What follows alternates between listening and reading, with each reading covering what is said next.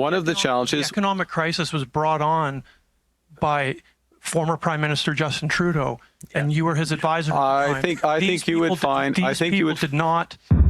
We got breaking news every single day here. Welcome back to Moose and Loose. We've got Mark Carney, reports of him saying he's going to be calling election on Sunday. We got Danielle Smith coming out and blocking the federal government's access to data information so they can't know what the emissions are, so they can't cap them. We've got Mark Carney getting absolutely grilled in Edmonton by reporters. Let's jump into this. So first up, coming from the Toronto Star, we have this one, Mark Carney to call snap election on Sunday. We have CBC reporting this as well. Is confirming that Mark Carney intends to dissolve Parliament and call an election this Sunday, which is the 23rd. The election day, our sources are saying it varies, April 28th or the May the 5th, that a final decision has not yet been made. But this is from sources confirmed to CBC News and Radio-Canada. And Janice, we can go with this now. So I'll just go back to you for some thoughts as we look to an election in this country to be called on this Sunday, March the 23rd. Yeah, I mean, this makes official what I can say a lot of people in Ottawa have been working towards in a not very secret fashion for some time now. Look. Yeah, like you guys slandering Poilievre day after day for years now. We got it. If they were not going to meet the House, they are up against a firm deadline. The prorogation was set to sort of end in the House return at the start of... Not sort of. It did end. As of Monday, they have to go back. So Mark Carney either has to do a throne speech where Jagmeet Singh has to support him with the NDP and bring him back. Then he'd have to go sit in the peanut gallery and watch everyone else debate in the House of Commons, or he calls an election. So he is going to be most likely here calling election on Sunday. We got this one from Brian Lilly. It says, watch for Mark Carney to run in Toronto's Eglinton Lawrence riding in place of Mendocino. So that's what we can see here. Marco Mendocino, who's currently the chief of staff for Mark Carney, resigned from his Eglinton Lawrence riding. So this is quite possible. Let's take a look at Polywave. So we look, it's actually this light blue one here, which shows the Conservatives 45.4 and Liberals at 43. So let's take a look at 338 here. But on 388, we've got Eglinton Lawrence at 44%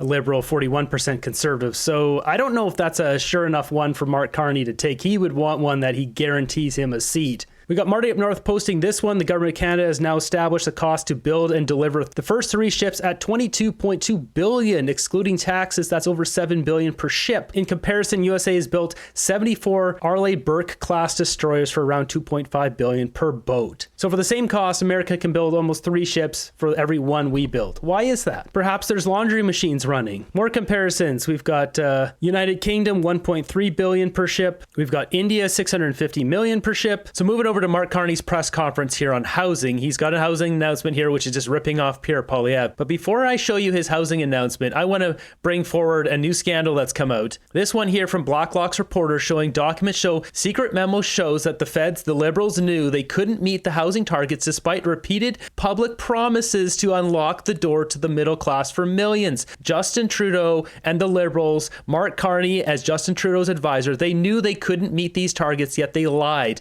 They lied and lied and lied to Canadians. You can see here, top secret. If we go over to Blacklock's reporter website here, it says Fed's new target was faked. Cabinet in a secret internal memo on last June 18th acknowledged that it could not meet its housing target despite repeated promises to the public. The memo is dated 2 months after Cabinet promised its housing plan to unlock the door to the middle class. So they come out with their housing plan knowing that they won't be able to meet it. They just used it as a way to lie to us. With that said, let's go back over to Mark Carney announcing his new housing strategy. First up in this press conference, Mark Carney comes out and rips off Pierre Poilievre's idea for cutting tax on houses, but he makes it worse. So what I'm announcing today is that my new government will eliminate the GST for first-time home buyers on all new and substantially renovated homes under $1 million.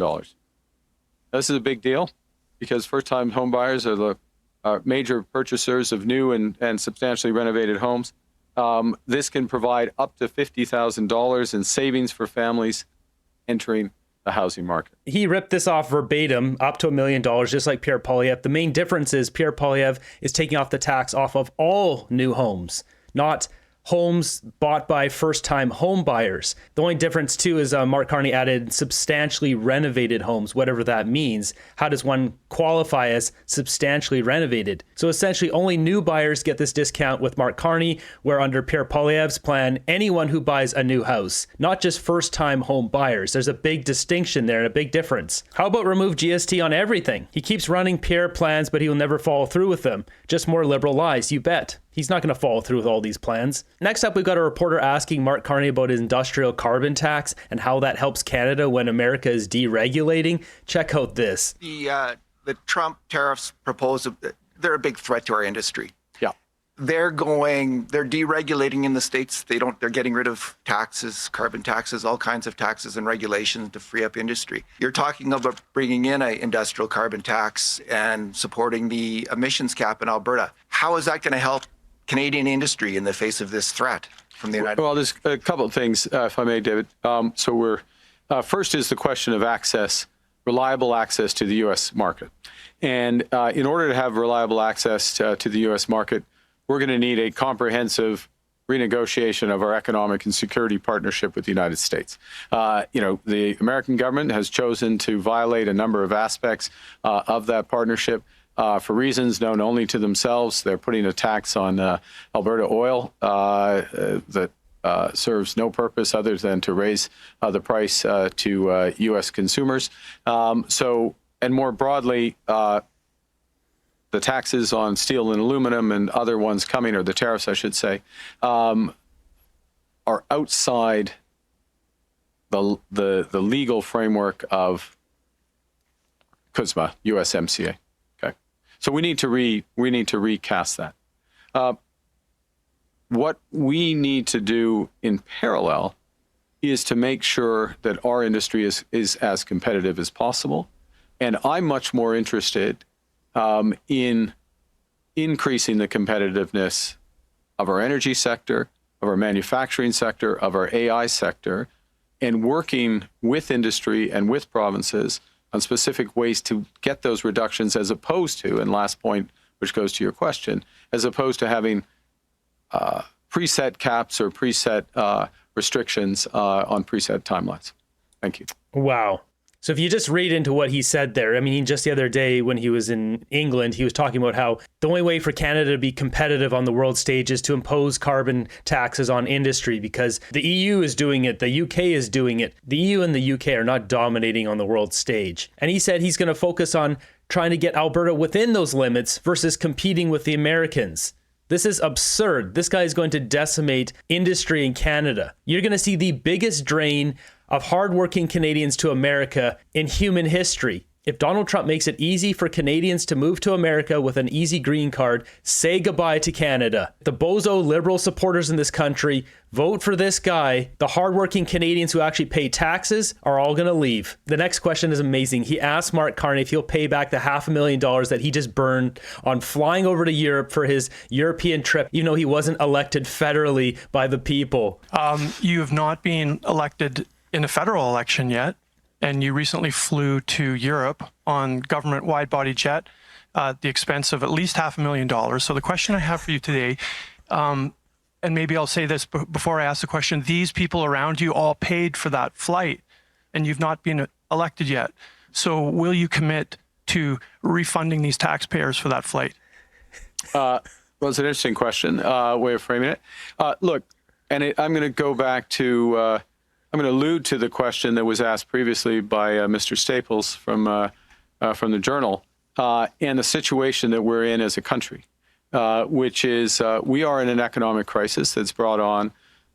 I'm going to answer the question. Brought on by the tariffs that have been put on Canada, actual and prospective. One of the challenges. The economic crisis was brought on by former Prime Minister Justin Trudeau, and you were his advisor. I think you would find. I think you would did not create that problem. I certainly. Hey, nobody in Canada created that problem. Nobody in Canada created that problem. Oh, please. The U.S. government has decided to put tariffs on all of its closest allies. All of its closest allies. I wouldn't for a moment suggest that anyone in Canada is the cause of this. What our responsibility is is to take action to react to a different world that we're in.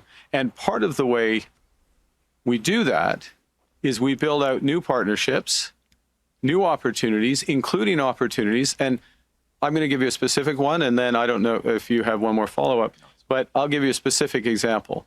It goes to my previous answer, something I also discussed with the Premier this morning, which is Canada has many advantages, and one of them is in critical metals and minerals.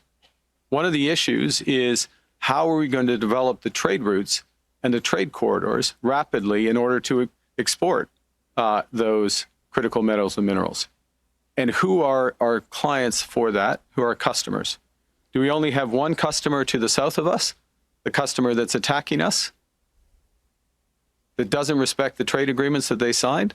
Or should we develop new customers? Are we talking about the customer to the south that feels like Canada is completely compromised by the Chinese Communist Party? Is that what we're talking about? This guy's unbelievable. The reporter directly calls out Justin Trudeau for destroying Canada, and Mark Carney defended him. People sleeping in their cars. 1 out of 4 Canadians are skipping meals. We're seeing the food bank lines 4 blocks long. Mark Carney defends that. He defends Justin Trudeau's record. New customers in Europe. What's required, if I may, what's required for those new customers is to build out trade corridors and infrastructure, including what I referenced in my previous answer and discussed with the Premier, is the potential to go north, go to new deep water ports. Churchill is an example, Gray's Point in Nunavut as another.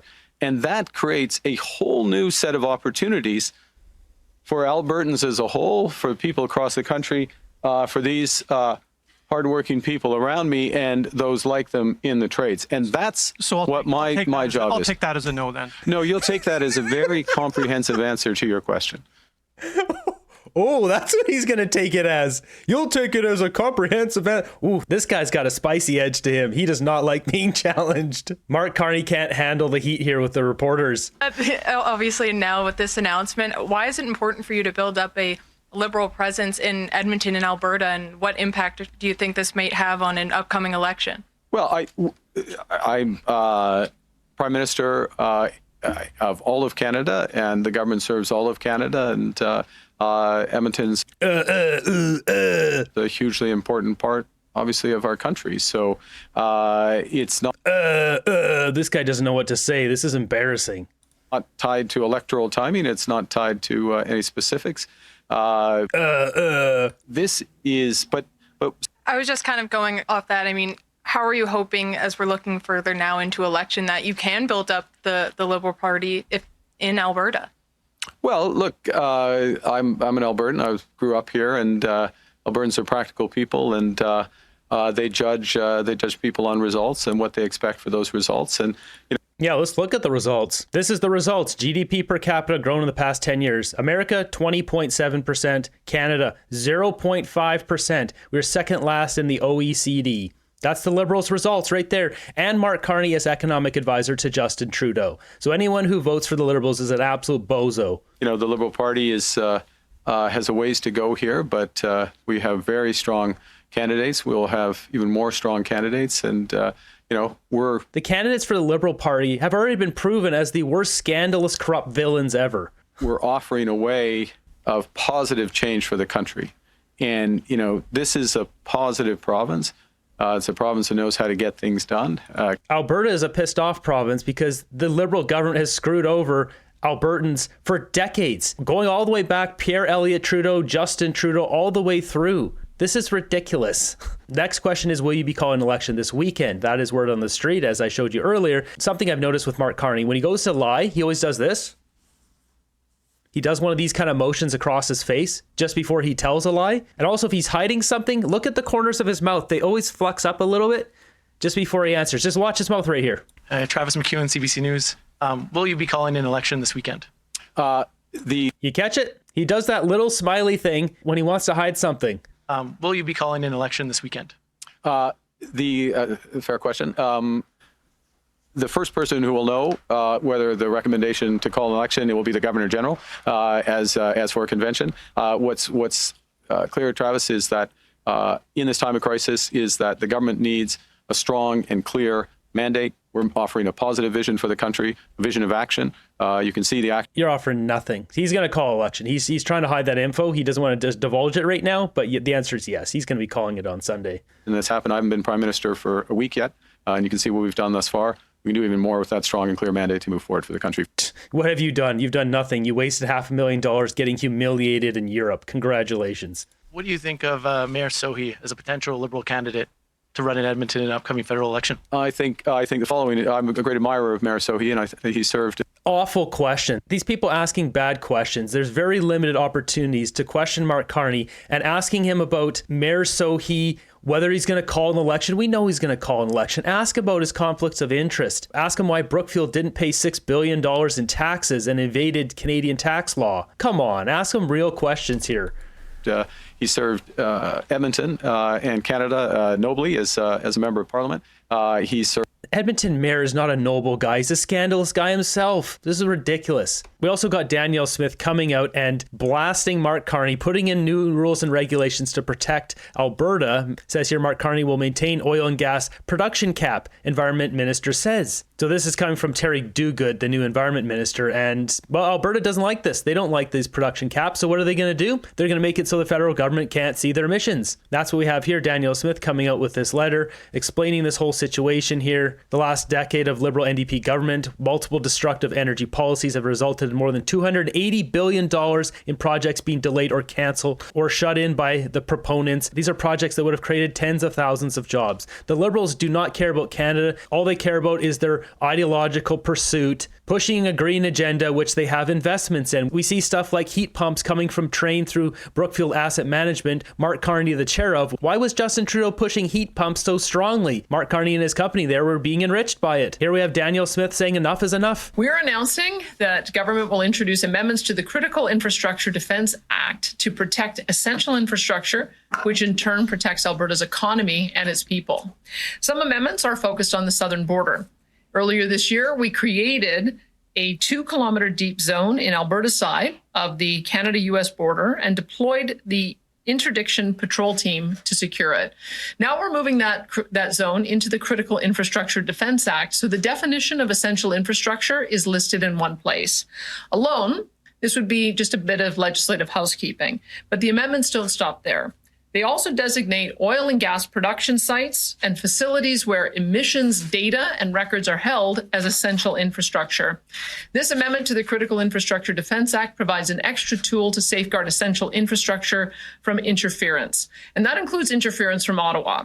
I would certainly hope that the new Prime Minister has taken the time to read our Constitution, and I would direct him to pay specific attention to Section 92A, which gives the province, not the federal government, the exclusive jurisdiction over non-renewable natural resource development.